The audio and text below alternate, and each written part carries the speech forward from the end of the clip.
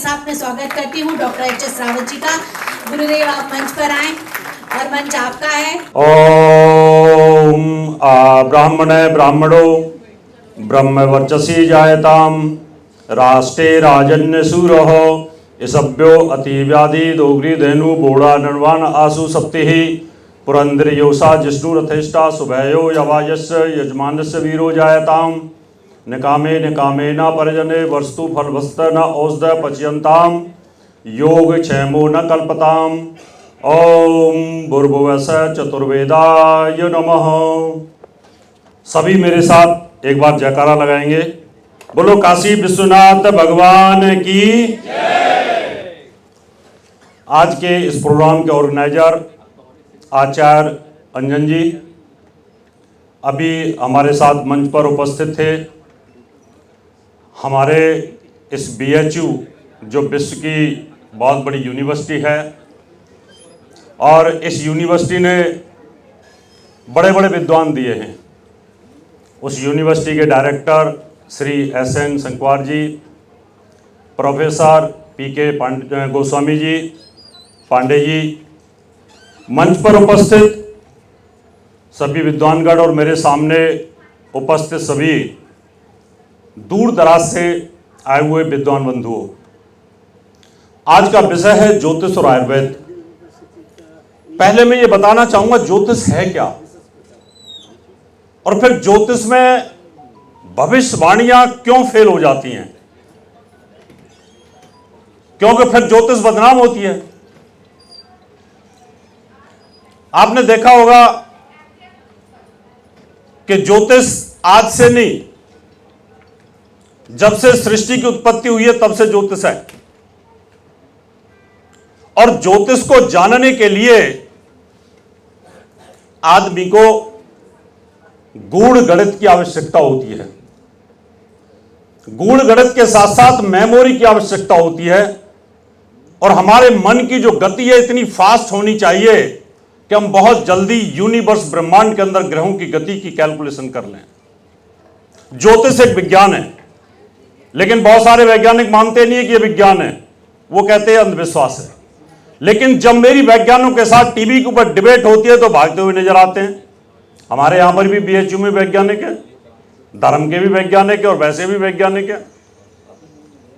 तो ज्योतिष किस प्रकार से काम करती है, अगर कोई ज्योतिषी इस बात को समझ गया तो उससे बड़ा कोई ज्योतिषी हो नहीं सकता, उससे बड़ा भविष्यवक्ता कोई हो नहीं सकता। पहले मैं आपको यह बताऊंगा ज्योतिष काम कैसे करती है, इसका सिद्धांत क्या है। यह एक मोबाइल सेट है कि मुझे बताना इसलिए पड़ेगा कि हमारे सामने बड़े बड़े विद्वान हमारे प्रोफेसर बैठे हुए हैं, क्योंकि वही पढ़ाते भी हैं हमें। लेकिन अनुभव बहुत बड़ी बात होती है। ये जो मोबाइल है ये एक टावर के साथ जुड़ा हुआ है, और वो टावर सैटेलाइट के साथ जुड़ी हुई है, और सैटेलाइट को बोलते हैं उपग्रह। अगर उस सैटेलाइट में कोई दिक्कत हो जाए तो टावर पर सिग्नलों की प्रॉब्लम आएगी, और जब टावर पर प्रॉब्लम आएगी तो ये मोबाइल जितना मर्जी महंगा हो ये बेचारा डिप्रेशन में आएगा। अगर इसके सिग्नल कमजोर होते चले गए तो ये काम नहीं करेगा। एक टावर से, एक उपग्रह से जुड़ा हुआ मोबाइल हजारों प्रकार के काम करता है। हमारा जो ब्रेन है ना, ये 9 उपग्रहों के साथ जुड़ा हुआ है, यानी 9 सैटेलाइट। लेकिन वो भगवान के बनाए हुए ग्रह हैं, उनको हम प्लेनेट बोलते हैं। वो ग्रह हैं, मनुष्य के द्वारा निर्मित उपग्रह है। अगर आपको यह पता हो कि ये हमारा पूरा शरीर 9 ग्रहों से कहां कहां जुड़ा हुआ है हमारे सेंसरों के साथ, तो आप तुरंत इतनी एक्यूरेट कैलकुलेशन कर सकते हैं कि अगर आज चंद्रमा आपका नीच गति में जा रहा है और चंद्रमा मन के साथ जुड़ा हुआ है, तो इसका मतलब मन के ऊपर प्रभाव आएगा। और जब मन पर प्रभाव आएगा तो मन 5 इंद्रियों को संचालित करता है और 5 कर्मेंद्रियों को संचालित करता है। तो एक ज्योतिषी तुरंत बता सकता है कि अब आपको भूख, प्यास, सुनना, बेचैनी, टेंशन, तनाव होना शुरू हो जाएगा। 75% पानी है पृथ्वी के ऊपर, हमारे शरीर में भी 75% पानी है। जब चंद्रमा में फ्लक्चुएशन ऊपर होनी शुरू होती है तो चंद्रमा के साथ हम लिंक है, यहां पर हमारा मन चंद्रमा के साथ लिंक है, तो वहीं पर हमें प्रॉब्लम आनी शुरू हो जाएगी। और चंद्रमा की गति, चंद्रमा की दशा और चंद्रमा के गोचर को देख करके हम बताते हैं कि अब 2.25 दिन तक आपको डिप्रेशन रहेगा। और चंद्रमा गलती से नीच का हो, राहु के साथ हो या शनि के साथ हो, तो फिर हम ये कहेंगे, या अमावस्या का हो तो फिर हम ये कहना शुरू कर देते हैं अब तो आपको डिप्रेशन आएगा। और उस समय आदमी को सुसाइडल टेंडेंसी आनी शुरू होती है। और अगर दशा भी चल रही हो, अंतरदशा भी राहु की चल रही हो और गोचर के अंदर ऐसी सिचुएशन आ जाए तो हम लिख देते हैं कि यह व्यक्ति इस समय सुसाइड कर जाएगा। अब ज्योतिषी को अगर अंतरिक्ष की स्थिति का ना पता हो और यहां की स्थिति का ना पता हो तो उसकी कैलकुलेशन सही नहीं आती। अब यहां आयुर्वेद क्या करेगा? आयुर्वेद क्या करेगा कि आपके मन को मजबूत करने की दवाइयां और जड़ी बूटी देगा। इसका मतलब आपने जो चंद्रमा की रेज आ रही थी उस रेज को कंट्रोल करने के लिए आपने बॉडी के सेंसरों को मजबूत कर दिया, आपने अंदर बॉडी को मजबूत कर लिया तो आप ठीक हो गए। इसका मतलब ऋषि मुनि जानते थे कि ज्योतिष आपको यह बताएगा कि आने वाला समय कैसा है, और फिर उपाय आयुर्वेद का आचार्य बताएगा, वैद्य बताएगा। अभी मान लो सूर्य है, वो हमारे हार्ट को चलाता है, आंखों को चलाता है, पेट को चलाता है, हड्डियों को चलाता है।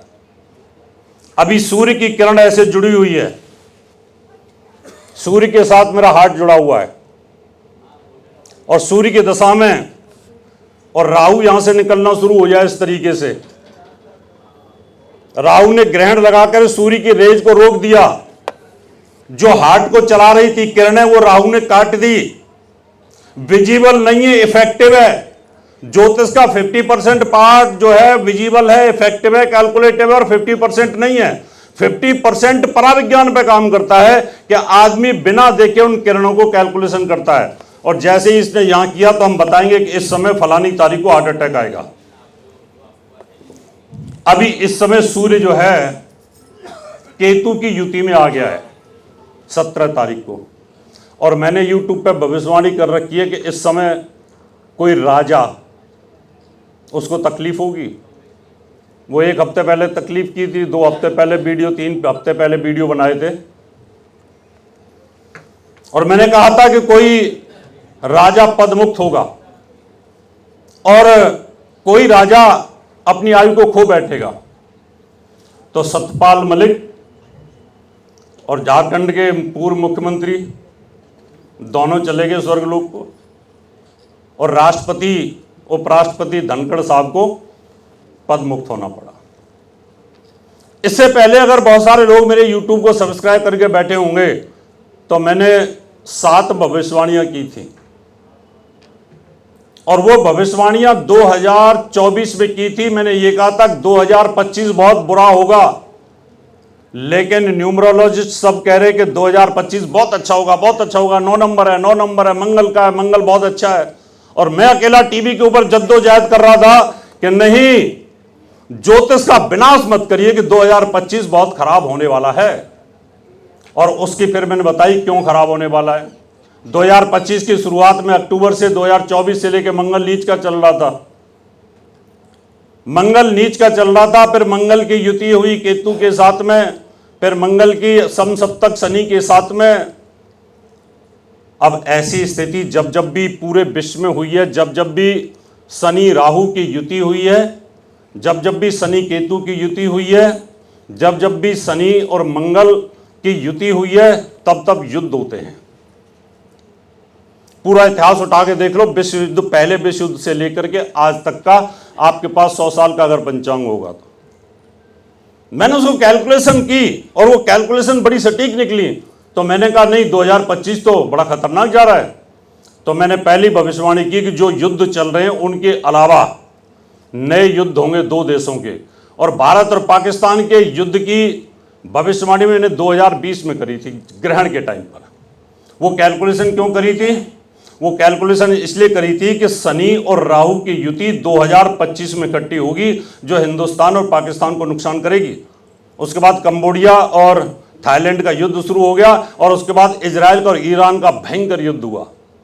3 देशों के अंदर युद्ध हुए। उसके बाद मैंने कहा बहुत बड़ी भयंकर हवाई दुर्घटनाएं होंगी, किसी को उम्मीद नहीं थी, क्योंकि जब मंगल और केतु 2 अग्निकारक ग्रह यूनिवर्स में इकट्ठे होते हैं तो कहीं ना कहीं अंतरिक्ष में आग, विस्फोट, बम विस्फोट, मिसाइलें तड़ातड़ चलना, ये सिचुएशंस होती है। और वही हुआ कि अहमदाबाद का प्लेन क्रैश किस प्रकार से हुआ, विश्व की हिस्ट्री के अंदर पहला प्लेन क्रैश। दूसरा एक और पहले कभी हुआ था। और उसके बाद तो फिर लाइन लग गई हवाई जहाज दुर्घटनाओं की। कभी रसिया के अंदर हो रहा है, कभी कैलिफोर्निया में हो रहा है, तो कभी इधर हो रहा है, तो कभी उधर हो रहा है। अब डर लगने लगा हवाई जहाज में बैठने से। इसका मतलब ज्योतिष सटीक है। मैं ये नहीं कह रहा कि मैंने बहुत ज्यादा बहादुरी का काम कर दिया। ये कैलकुलेशन का सिद्धांत कहता है कि जो वैज्ञानिक ये बोलते हैं कि ज्योतिष सही नहीं है, ये अंधविश्वास है, आज उनके मुंह पे ये तमाचा है कि जो हमने भविष्यवाणी करी थी।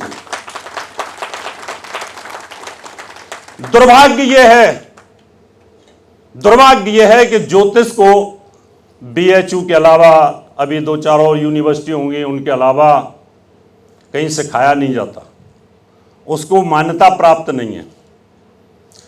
अगर वकील जो है वो मुकदमा हार जाए तो कोई पूछने वाला नहीं है। और ज्योतिष की 1100 रुपये की फीस भविष्यवाणी की खराब हो जाए, बोले 1100 रुपये दे हमारे उसके ऊपर आरोप लगाना शुरू कर देते हैं कि भाई देखो आपने पूजा कराई थी, है ना, मेरा काम नहीं हुआ, है ना। कारण क्योंकि गवर्नमेंट का कोई सर्टिफिकेट और गवर्नमेंट का कोई आशीर्वाद नहीं है। अगर गवर्नमेंट वकील की तरह डॉक्टर लिखवा लेता है, पहले मर गया तुम्हारी कोई जिम्मेवारी नहीं, ऑपरेशन कर रहे हैं, है ना, करो साइन करना पड़ता है आपको, मर गया तो जाओ, पैसे भी दिए और लाश भी लेके जाओ। और ज्योतिषी से अगर कुंडली मिलान में गलती हो गई तो उसका कोर्ट केस कर देते हैं। हरियाणा में केस हुआ, उसका मैंने बड़ा विरोध किया। तो ज्योतिष में गलती कहां होती है? ज्योतिष में गलती यह होती है कि हम किसी न किसी चीज को भूल जाते हैं। और भूल कैसे जाते हैं? एक मेरे यहाँ आदरणीय डीन साहब और डायरेक्टर साहब, मैं पढ़ाता भी हूँ, महर्षि पारस ज्योतिष विद्यालय है हमारा, बहुत पुराना पढ़ाते हैं हम। तो मेरे यहाँ एक MBBS डॉक्टर पढ़ते थे, सरदार जी। अब सरदार वैसे बड़े होशियार होते हैं तो वो बड़े इंटेलिजेंट थे, बड़ी मेहनत से पढ़ रहे थे। मैंने कहा ये टॉप करेगा स्टूडेंट। मैंने कहा बड़ा डिवोटी है ये तो। 1 साल का कोर्स था, साल समाप्त होने वाला था। तो उनके और जो डॉक्टर थे, जैसे मीटिंग होती है, उन्होंने कहा यार क्या अंधविश्वास में पड़ गए हो तुम सरदार जी, ये ज्योतिष कोई विज्ञान है क्या, तुम ये हाथ देखते रहोगे? बोला तुम्हें आज मैं परख के देखता हूं, बताओ मेरे 2 बच्चों की कुंडली के बारे में बताओ। कहता पहले मेरे बेटे के बारे में बताओ, बेटा कैसा रहेगा। उन्होंने कुंडली देखी, बेटे की कुंडली बड़ी अच्छी, उसका 2003 का बर्थ था, तो उस समय गुरु उच्च का था। जब देखा तेरा बेटा तो बहुत टॉप का डॉक्टर बनेगा और ये तो बहुत ही टॉप का बच्चा है। उसने कुंडली को ना ऐसे खींच लिया, हट। मैंने कहा था ना मत पढ़ ज्योतिष, ये तो फेल हो गया। वो सरदार जी बोलते हैं गुरुजी जैसे उसने कहा फेल हो गया, मेरी आंखों के सामने अंधेरा आ गया, मुझे समझ नहीं आया कि मैं क्या बोलूं। उसके बाद चल छोड़, ये तेरी प्रोडक्शन बेकार हो गई, अब मेरी बेटी के बारे में बता। बेटी की कुंडली देखने लगी, उसने इसके दोनों बच्चे नालायक हैं। अब कुंडली तो उसको दिख नहीं रही क्योंकि आंखों के सामने अंधेरा आ गया। उसने सोचा इसका पहला बच्चा फेल हो गया तो लड़की भी फेल ही हो जाएगी। उसने कहा तेरी बेटी ये तो, इसकी कुंडली बेकार है, ये फेल हो जाएगी। बोला ये तो टॉपर है। उस दिन के बाद वो क्लास में नहीं आए सरदार जी। मुझे टेंशन होगी, अब गुरु को टेंशन हो ही जाती है, हम क्या इतना टॉप का स्टूडेंट आया क्यों नहीं। मैंने कॉल मिलाया, उस समय मोबाइल नहीं थे, कम थे, लैंडलाइन पे मॉल में आया, क्या हुआ? मैं कहा आए नहीं भाई तुम। बोला गुरुजी मैंने अब नहीं पढ़ना। मैं क्यों? बोला ज्योतिष बेकार है। आपने जो सूत्र बताए थे वही मैंने सूत्र लगाए और वो दोनों बच्चों की कुंडली फेल। मैंने सोचा 100 रुपए मिलेंगे, वो भी नहीं मिले। मैं कहा अच्छा तुम एक काम करो, एक दिन के लिए क्लास में हो। क्लास में आ गया, मैंने ब्लैक बोर्ड के ऊपर, उस समय हाईटेक सिस्टम तो था नहीं, तो ब्लैक बोर्ड के ऊपर मैंने कुंडली लगाई। मैं कहा बता पहले बच्चे की कुंडली। मैं कहा ये वाकई टॉपर है, तूने टॉपर बताया ना? बोला हाँ ये वाकई टॉपर है। मैं मिला नंबर, सरदार जी ने नंबर मिलाया उनका। मैंने उनको कहा, मैं जिस बेटे को तुमने कहा ये फेल हो गया, मैं कहा डॉक्टर साहब तुम्हें इस बेटी की कसम है ये बताओ कि ये बच्चा तुम्हारा टॉपर है या फेल हुआ? बोले जी टॉपर है। मैं कहा तुमने मेरे स्टूडेंट के साथ ऐसा मजाक क्यों किया? बोला मैं तो ये देख रहा था इसका आत्मविश्वास कितना है। इसलिए मित्रों, बहुत सारे लोग आपके पास ऐसे आते हैं, आप ही बताओ क्या हो रहा होगा। अभी कल की बात है, परसों की, एक पुलिस वाले थे, आईपीएस के शैडो थे, वो आकर के बोलते हैं मेरे बेटे के बारे में बताओ। मैं कहा तेरा बेटा इस समय डिप्रेशन में है, काम कोई हो नहीं रहा, इसको बड़ी दिक्कत आ रही है, ये एंग्जाइटी में है ये, और मैं कहा इसका जो एजुकेशन है वो भी रुक गई है, मैं कहा सफल नहीं हो पा रहा। मैंने बता दिया। मैं कहा अब तुम पूछो। कहता आप ही सब कुछ बताओ। मैं कहा तुम किस लिए आए हो मेरे पास? मैं तुम किस लिए आए हो? मैं तुम हो कौन? बोला जी मैं तो पुलिस में हूँ। मैं कहा मैं यही एटीट्यूड रहेगा तुम्हारा किसी गुरु के पास जाने का? मैंने बताया ना ये डिप्रेशन में। बोला हाँ जी डिप्रेशन में। वो बच्चा बाहर से कहीं से एमबीबीएस करके आया, यहाँ आकर के उसके टेस्ट क्लियर नहीं हो रहे। तो लोग आपको जज करने की कोशिश करते हैं, मजाक इसलिए उड़ाते हैं कि आपके पास कोई ऑथेंटिसिटी नहीं है, क्योंकि आपने अपने गुरु से ज्ञान अर्जित कर रखा है। और यही सरकार अगर आज इसको मान्यता दे दे तो मैं दावे के साथ कहता हूं कि ज्योतिषी 90% सही बताएगा, 90%। अभी तो हम लोग भी डर जाते हैं कि कहीं कुछ बात ना बढ़ जाए आगे, क्यों कोई सुनवाई नहीं होगी। इसलिए ज्योतिष एक बड़ा पवित्र विज्ञान है, साइंटिफिक विज्ञान है। मित्रों, इसका जो लिंक होता है ये हमारा आयुर्वेद के साथ रहता है। पहले ज्योतिष के माध्यम से बीमारियां पता चलती थी, और आयुर्वेद का ऋषि उस टाइम बाउंड कैलकुलेशन के अंदर उन जड़ी बूटियों को दिया करता था जिस जड़ी बूटी से हमें लाभ मिलता था। अभी हम कुंडली मिलाते हैं, कुंडली मिलाने में हमसे गलतियां होती हैं। ज्योतिष की कमी नहीं है। कुंडली तो आप किसी मरे हुए व्यक्ति के साथ मिला सकते हो, आज किसी यंग बच्चे की मिला सकते हो, इंदिरा गांधी के साथ मिला लो, आप अपनी मिला लो, मिल जाएगी। लेकिन कंप्यूटर को क्या पता कि वो इस दुनिया में नहीं है, किसी के साथ मिला सकते हो। इसलिए कुंडली मिलाते वक्त भी आपको यह ध्यान रखना चाहिए कि जिस लड़की के साथ या जिस लड़के के साथ आप कुंडली मिला रहे हैं, इसका फ्यूचर क्या है, इसकी कुंडली क्या कहती है। क्या इसकी कुंडली में तलाक का योग है? क्या इसकी कुंडली में विधवा का योग है? क्या इसकी कुंडली में चरित्रहीनता का योग है? क्या ये लंबी बीमारी की शिकार है? क्या ये लड़की आने के बाद घर में कलह हो जाएगा? इसके बाद दरिद्रता का योग तो नहीं है जिसकी वजह से हम बर्बाद हो जाएं? अब कुंडलियों में अगर ये योग हैं और आपने योग देखे नहीं और आपने सीधी कुंडली मिला दी, 32 गुण मिलते हैं जी, 28 गुण मिलते हैं, जाओ कर लो, और उसके बाद पता चला जैसे ही लड़की आपके घर में आई उसके बाद घर में इनकम टैक्स की ईडी की रेड पड़ गई। अब क्या बोलेंगे? जब से ये कलमुई आई है ना, जब से हमारा घर तो बर्बाद हो गया, आते ही इनकम टैक्स की रेड पड़ गई, घर में आग लग गई। अब ज्योतिषी के पास जाएंगे, ज्योतिषी क्या निकालेगा? पंचांगो। वो बोलेगा देखो जी इसमें 28 गुण मिलते हैं, मैंने तो गुण मिलाए थे, हम तो बाहर निकल गए। इसलिए मित्रों, जब भी आप कुंडली मिलाओ, पूरी कुंडली का एनालिसिस करो, भविष्य तक कम से कम 50 साल का तो करो।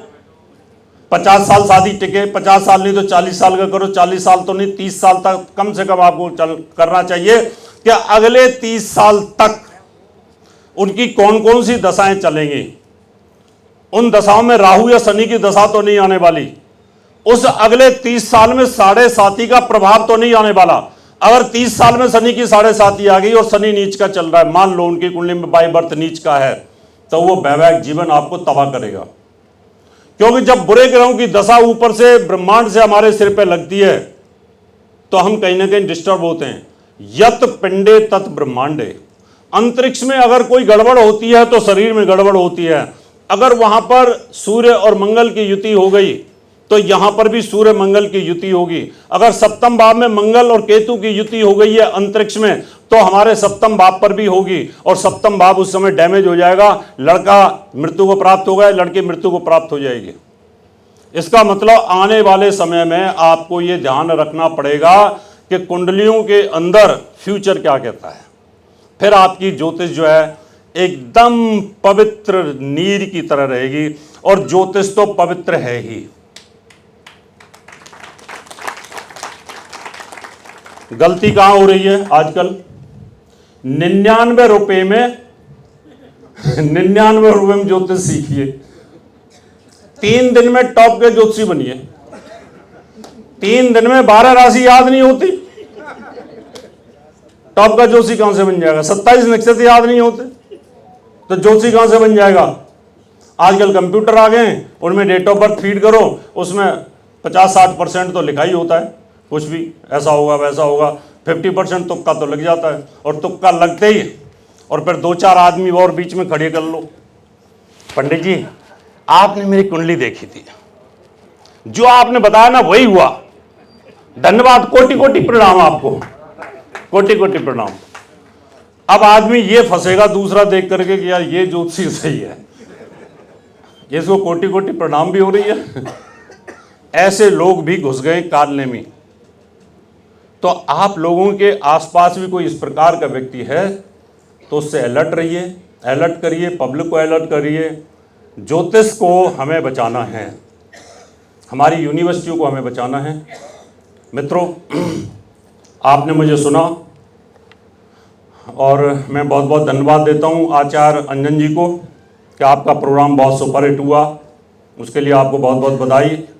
बड़े श्रोताओं ने ध्यान के साथ सुना, बहुत बहुत बधाई। किसी के दिमाग में कोई भी प्रश्न अगर हो यूनिवर्स ज्योतिष के साथ तो आप पूछ सकते हैं, क्योंकि एक विज्ञान है। अंतरिक्ष में जो घटनाएं घटित हो रही हैं उनको अगर पकड़ना सीख गए, वहां पर जो घटना घटित होगी ऊपर 7 ग्रहों की, उनकी युति, उनकी दृष्टि, जो भी घटनाएं घटित होंगी वो हमारे शरीर पर घटनाएं घटित होती हैं। आपने ध्यान के साथ सुना, बहुत बहुत धन्यवाद। किसी को कुछ प्रश्न हो तो आप पूछ सकते हैं।